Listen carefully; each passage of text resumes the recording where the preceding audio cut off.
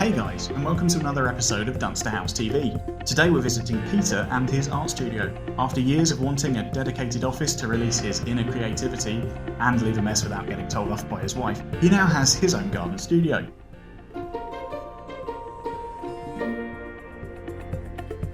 As a freelance artist, Peter used to work from the spare bedroom of his 3-bedroom family house. With a wife and a 3-year-old daughter, he wanted to free up some space inside the house. Or maybe that was just an excuse to escape. So he decided to transform the garden into his home art studio. The sweet Avon log cabin sits beautifully at the bottom of the garden, so picture perfect, an intelligent illusion to hide the creative mess inside. You really could have cut the grass for the photo, Peter. Don't worry, we've got you covered.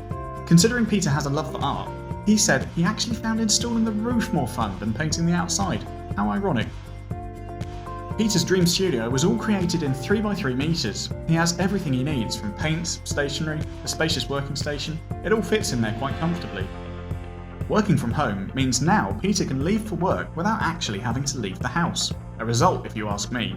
Imagine leaving for work in your pyjamas, no long-winded commute or getting caught up buying a coffee for a rip-off price.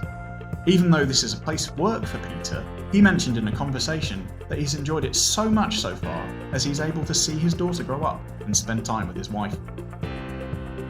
There really isn't much more for me to say, so let's just take a moment to enjoy some of Peter's fantastic artwork.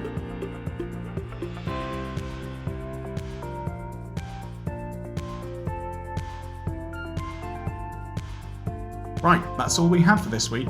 If you're still here and want some more inspiration on garden buildings and how you can transform your garden, subscribe and turn on your notification bell so you never miss an episode.